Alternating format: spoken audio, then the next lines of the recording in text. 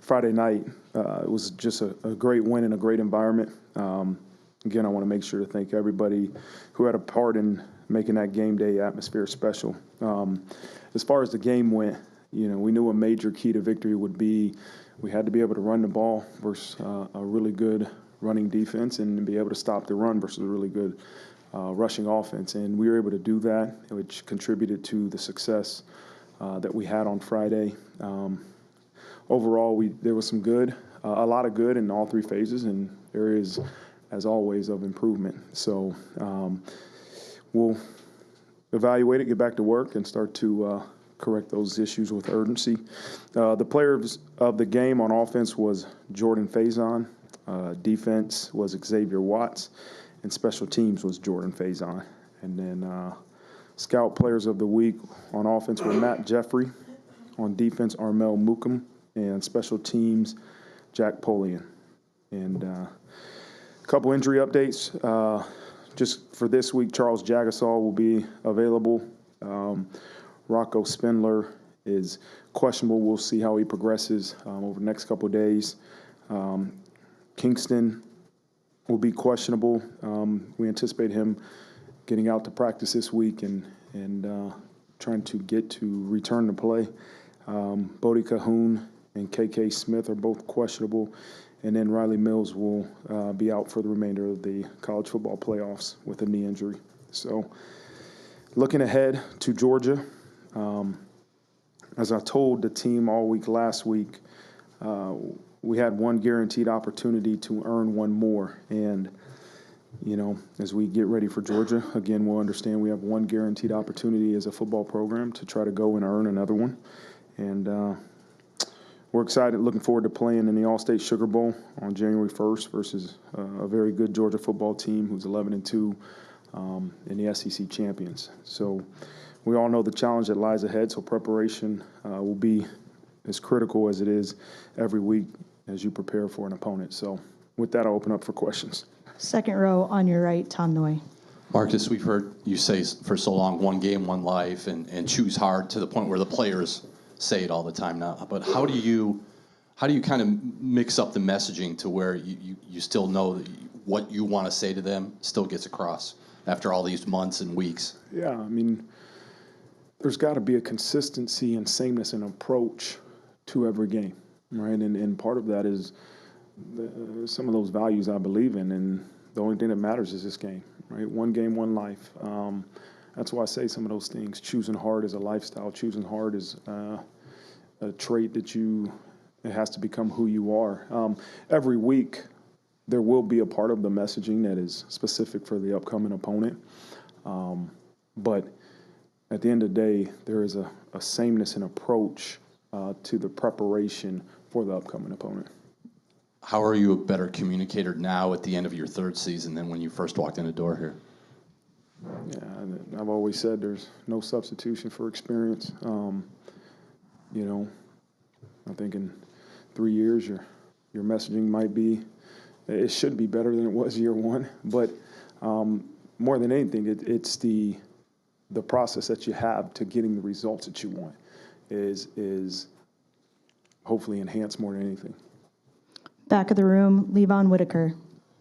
Coach, as you prepare for a team like Georgia, I guess, what does this preparation look like as they go through a QB change, a starting quarterback change? You evaluate, obviously schematically what they've done all season. And then you have a separate tape of what Stockton, the new quarterback, has done. I think we have 80-something plays of him playing quarterback. He can run their offense. He does some things a little bit differently. He's got, he can extend plays with his legs. He's a good athlete. The thing I probably noticed more than anything in watching those 80 plays is he's an ultra-competitive individual. You can just tell, by the way he celebrates, by the way, he goes and finishes plays. He's a competitor. I don't see it being tremendously different than what they've done all season, but we'll prepare for anything. And I know you kind of get a guy back that you expected to have at the beginning of the season in Charles, and now you without Riley. how do you all move forward? I mean, you've been plugging guys in all season, but how do you really move forward now without a pivotal piece of your defensive line? You can't replace Riley Mills. I mean, yes, the production, but the leadership, a captain, very similar to the things I said about Benjamin Morrison when he was out. You feel awful for him as a person, a guy that decided to come back, prove his draft stock, be a captain. The value he provided this team is tremendous, and he's done an excellent job as a football player and a leader. But you have to replace the production. You got to replace what he did for our defense in different ways. And so, we have capable guys that will step up, that have stepped up all year, that we're very confident in, and those guys will have a bigger role this week. Third row on your right, Tim Priester. Coach, it was another aggressive special teams game for you. I wonder, when you were thinking about becoming a head coach or became head coach, did you say, I want to go out and have one of the more aggressive special teams, or did Brian Mason and Marty Biaggi kind of push you in that direction, or some combination of the two? Yeah, I've always had a mindset as an individual, as a coach, to be aggressive. Even as a defensive coordinator, being aggressive. As a head coach, that I want to be aggressive. I want our program to be aggressive, but also want to make sure that we're doing things that are going to help us have success too, right? And so when I feel like I'm very confident in being aggressive in special teams because of the preparation, because of how we've game planned in the execution and practice, I'm willing to call it. And so I think that's a credit to the coordinators, to the coaches, to the players for coming up with some schematic things that people would view as aggressive. But it still goes into, do you gain conviction in practice that it was going to work in the game? You're making decisions with, these aggressive decisions in special teams, you're making them with the game on the line, with the season on the line. How do you have enough time and resources to devote to that, or do you count on the intelligence of the Notre Dame players and maybe don't have to rep it as many times as you might need to? Yeah, it's an accumulation of a lot of things, but Tim, we got to rep it. We got to rep it until we can't get it wrong, right? And rep things versus different looks. That's the one thing about aggression, especially as you look at some of the special teams fakes or reverses. Like, you're trying to figure out how a defensive player will react. I've always been on the defensive side, but when you do some of these things on special teams, you got to try to anticipate a reaction out of somebody. And so that takes reps. It takes, giving that unit some different looks and making sure you have answers for it. Third row up the middle, Sean Stiers. Hey, Marcus, you talked the other night about playing with physicality, and certainly your linebackers, have something to do with that. When you look at, like coming into this season, there was at least some question about that group because with the exception of Jack, there was a lot of inexperience. So how have you seen those guys kind of continue to develop and bring that speed and physicality to that group? Yeah, it was a talented group. That was just inexperience, as you said. And what you've seen is them constantly improve through experience, through coaching. Coach Bulla has done an unbelievable job of developing that group. A lot of times what you see as a group is a reflection of, they always say their head coach, but the position coach. And Max Bulla has done a wonderful job of having that group ready, rotating guys, and they're all playing at a high level. Those guys are physical, aggressive football players. They're smart, really instinctive. They do a good job of preparing for the offense, and they're playing really well for us. And then with Kingston, what has he been able to do so far, and what are you going to be looking for, over the next week plus for him to be able to play next week? Yeah, mostly he's been rehabbing.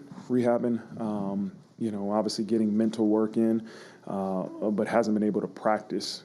For now, we want to see the progression in the practice, and then build that confidence. He built that confidence in himself and also in his coaches and the doctors that he can go out there and get his job done, which I think he will. Joining us from Zoom, Mike Griffith. Coach, a couple questions. One on Max Bulla. He's obviously been on the Alabama staff, has some experience with Kirby in Georgia before. How helpful is that? And then two, you have a lot of experience too, holding a Georgia offense to, I think, one touchdown through 3 quarters until a turnover changed things in the 4th quarter. How similar are some of the things you do at Notre Dame to some of the things you did when you were with the Bearcats? There's some similarities, I would say, defensively. Some philosophies that obviously I had then and I still have now. Our defense here is different than what it was at Cincinnati, but again, I'm sure their offense is different now than it was when in 2020. I haven't gone back and looked at that game, but maybe I will now that you bring that up. But yeah, the other point to your question, Max Bulla being at Alabama, like I probably not something that we're going to talk about much. Like, you know, what this Georgia program does is what Georgia does, and we got to continue to do what we do at Notre Dame really, really well and prepare, and we'll see what happens on game day. 3rd row on your right, Tim O'Malley. Coach, this is one of those, it's not one thing answers, but you mentioned shoring up, getting field goals blocked, your field goal protection unit. Technique is, if you're noticing the kicks are low, okay, we can remove the 60-yarder because that's going to be a low kick, but what is an issue that you think you can find it and fix in a week? Yeah, there's a couple different things. You know, the issue from Friday was not the issue from a couple weeks back. You know, it was a low kick. Mitch, we just got to get a little bit more height on that. Early in the season was more protection issues than the actual kick. But just mishit it a little bit low, you know, but really did some good things. Mitch did some wonderful things in that game, and again, his confidence level is high, and mine is in him too. So I know you can't divulge who's taking over for Riley Mills, but Heinisch was a quick fix for Howard Cross. It seemed an obvious reserve to go in. Rubio, it seemed that way for Mills. How do you prepare a guy? Heinisch was never injured this year. How do you prepare a guy like Rubio and then someone, Sevillano, anyone coming up through the pipe in a week for this challenge? You don't prepare them in a week. They've been preparing every single day, all season long, and that's why every rep you do in practice matters and is evaluated, because you don't know when that rep is going to be thrust against Georgia, right? And so you have to prepare in a way in practice that you're, one, improving, but two, you're ready if your number's called. And we got a lot of guys that prepare that way and that will have a bigger role. But obviously, you know, Donnie's played at a high level. Gabe Rubio's playing at a high level, and Howard's obviously back. So we'll get whoever that 4th and 5th guy ready to roll. But they've been preparing for this moment all season. It's not something that you just do right now. Front row on your left, Jack Sobel. Marcus, kind of following up on Levon's question from earlier, like you now have two of your 5 captains out for the season. Like, how have you been able to kind of keep going and steady the ship after these losses, and how do you do it again after a Mills injury? It's the same way you do it after you lose in Northern Illinois, right? You find out the most about your team and yourself as an individual in tough times, in the lowest moments, right? And what I learned about this program in its lowest moments is that they're resilient, they're tough, they continue to battle, and they choose to find ways to elevate. And that's what's going to happen now, right, is that you lose a captain, and it's tough. It's a terrible loss. But this program knows what it has to do to continue to prepare and perform at a high level. And that's what you got to do. You got to don't feel sorry for yourself. I feel sorry for Riley Mills because I love that guy, and you know, he's just a great person, a great player. But you don't feel sorry for yourself. You own it, and you say, okay, how do we find ways to improve? And that's what we're going to do. With Jagasaw coming back, first of all, has he been repping at tackle or guard? And then, like, how do you go about reintegrating him, and what could his role be in a position that kind of requires continuity and chemistry? Yeah, he's really hasn't been practicing much. You know, this is going to be his first full week of practice, and so we'll figure out, you know, what's his best position as we continue to game plan and move forward. But, you know, there's a consistency in that offensive line. They've been doing a really, really good job. You know, at the end of the day, we're going to do what's best for Notre Dame. But there's a lot of confidence we have in the guys that have been there and with Charles coming back. Front row on your right, Eric Hansen. Hey, Coach, with the portal business ongoing all across college football and people trying to find new homes and so forth, how do you balance both the incoming and guys that might want to be outgoing with trying to keep the focus for this game? Yeah. There's times you got to wear different hats. And, up until Friday was preparation for Indiana. And Saturday you kind of put on a different hat and said, okay, hey, let's look at a couple different portal situations. And now we're back to preparing for Georgia. And so, we try to eliminate as many distractions as we can for our current players and our program and what we're trying to do. But we also know the transfer portal is a part of college football right now. Our current guys have been great. They're ready to prepare the right way, and nothing, I haven't heard anything about a guy trying to go to the portal right now. And then when Jeremiah came in after the game, he sounded a few octaves deeper and mentioned that he hadn't been feeling well beyond the knee and so forth. Can you take us through what it took to get him on the field playing like that? Oh, we didn't do anything for him. That was all him. He is a tough individual that had some flu-like symptoms that, did what it took for him to be able to go out there and perform. And Katie showed me an interview. At least he kept his clothes on in pregame warm-up, not like some of those whiteouts did. But he's a competitor, man. There was nothing that was going to prevent Jeremiah Love from playing on Friday, and he played at a high level too. Third row on your left, Pete Byrne. Hey, Marcus.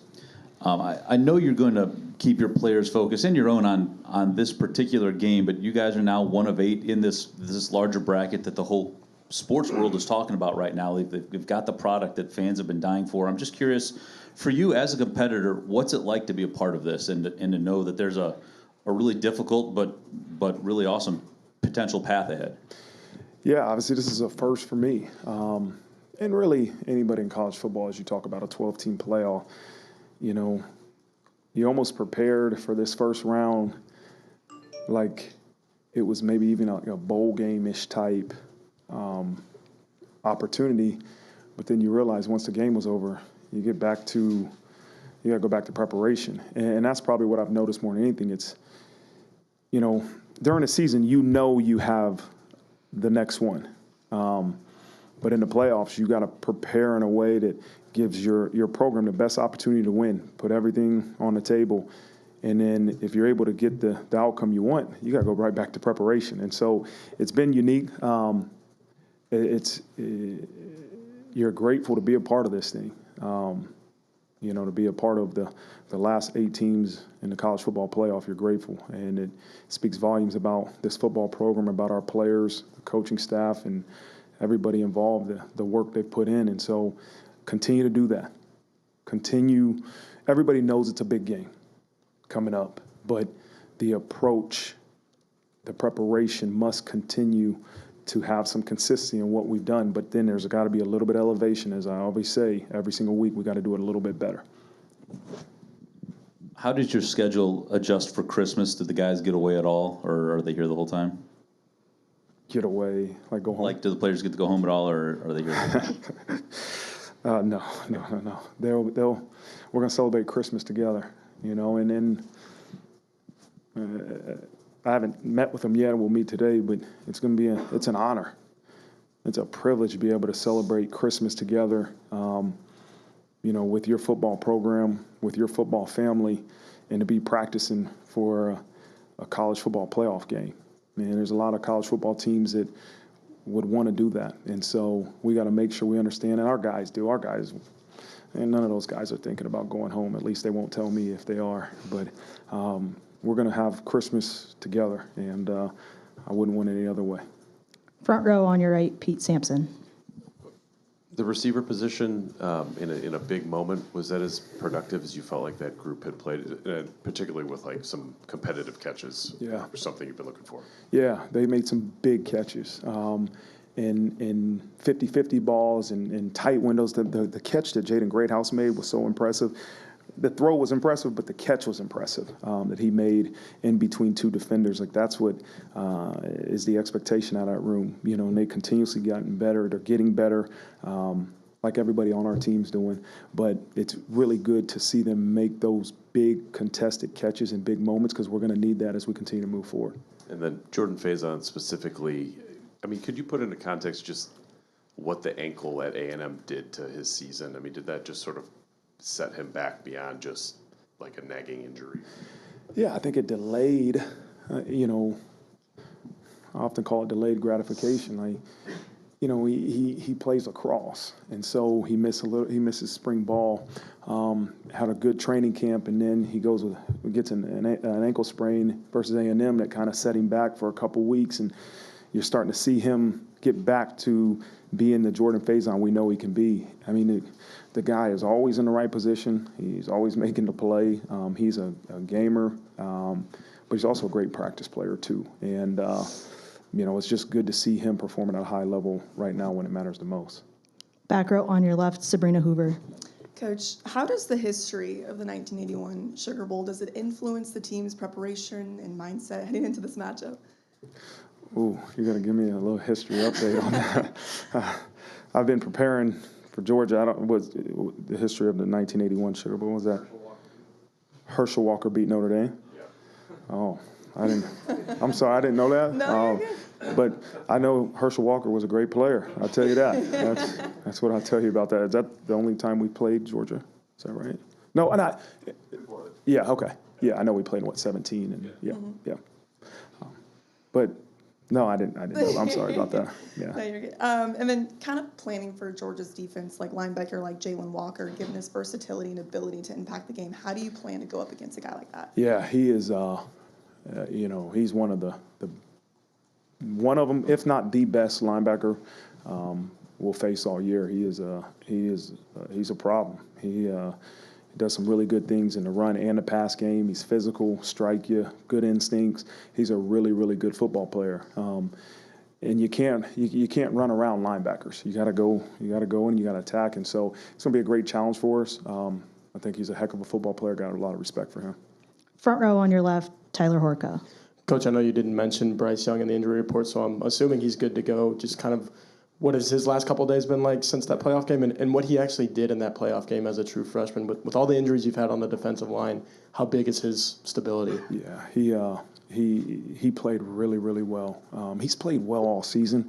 He's a difference maker, man, to be a true freshman and playing at the level he's playing at. He's got some great genetics, you know. Make sure to give Mom a shout out too. But he prepares the right way, and he's performing at a high level, and he's a huge part of what we're doing defensively. And we're going to need another big game out of him as we get ready for Georgia. Watching the Here Come the Irish documentary, we hear you talk about being a misfit. I don't know how much you can share about that with us, but like, what does that mean to your program? More than anything, it's a different way to say choose hard. What you can't do is, I tell our program all the time, is be normal, right? Make the decisions that normal people make, right? Make the decisions that you naturally probably want to make, right? And I don't think everybody wakes up every single day and says, I want to choose hard. I don't think everybody wakes up every day and says, oh, I can't wait to go just try to find a way to be the best version of me today in practice. I think that's a decision you have to make. And what I say is that we learned those valuable lessons in our lowest moments. We learned what it took to have success or handle success and prepare the right way after we were humbled. Don't lose that, right? And I call that the misfit mentality. Like, don't lose that misfit mentality. Going back to Zoom, Matt Fortuna. Hi, Marcus. I'm curious. You talked a lot about overcoming adversity and players stepping up, whether it's been Rocco, Coogan, Leonard Moore, guys who maybe weren't pegged as starters coming into the year but have obviously produced a lot on the field. How does that set the tone for everyone else, especially in a moment like this where you're going to be counting on some guys who haven't played as much before? Yeah, I think it's a great reminder that the future's uncertain.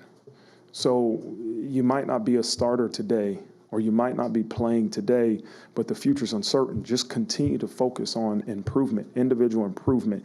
And on Saturdays, continue to choose to put the team in front of yourself. And then all of a sudden, you might be thrust into a meaningful situation without even knowing or expecting it. And so I think that's more important than anything, is that we all recognize that the future's uncertain. The guys that are playing now, there's a lot of guys that are different than the guys that started the year off in fall camp in Texas A&M, but we're going to need everybody. And that's so important, because you can't wait till you need somebody to all of a sudden, make them feel like they have value to the team.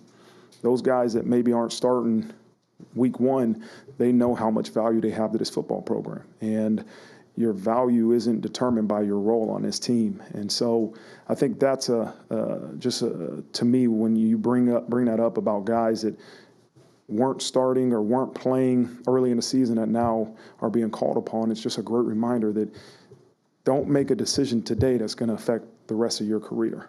Right? Don't make a decision today because of a temporary situation that's going to impact, your future forever. And so just know that the future's uncertain. Work as hard as you can to be the best version of you and elevate. And let's see what happens in the future. Our next question, Mike Berardino. Hey, Marcus. Leonard Moore, I know we've talked about him, what he's showing since he's been here. Maybe a favorite story or something that stood out when you guys were initially deciding to offer him, because he mostly had like regional offers at that time, if I'm right. And is there something, Mickens was the one who stood on the table for the famous ones. What did Mickens say that got your attention about him real early?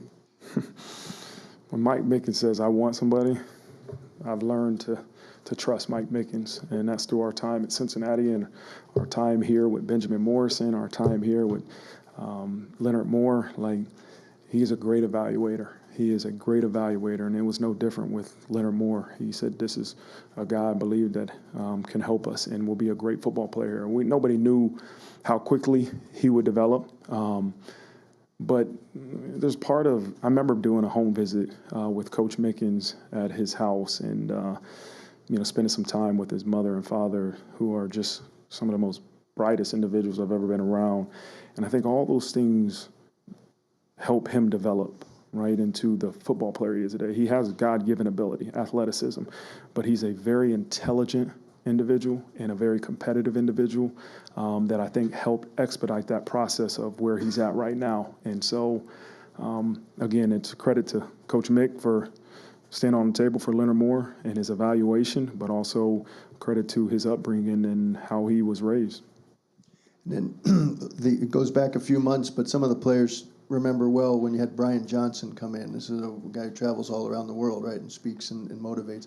What's some of the aspects of that talk about heroic potential that you still draw on, that your team might still draw on, and do you stay in touch with him? I haven't talked to him much, as the season, I don't get a chance to talk to really anybody as the season goes on, but I was introduced to Brian through General Fenton, who's a Notre Dame grad. I don't bring in many speakers to speak to our team, but he was a guy that we did bring in. And, basically is how do you become the best version of you, right? And different things that help you as an individual have the right mindset for each day. And so he came and spent some time with our players. We had his heroic book. But again, we're always looking for ways to improve as an individual, right? And the only thing I can control first is being the best version of me. I can't worry about being the best head coach right now. I got to be the best version of me, which is going to make me the best head coach I can be, right? And it's the same thing with our players and our coaches. Don't worry about being the best at your position. Right now, you got to be the best version of you, which is going to make you the best at your position. And so just some different thoughts when you bring up that. Coach Freeman, thank you so much. All right. Thank you.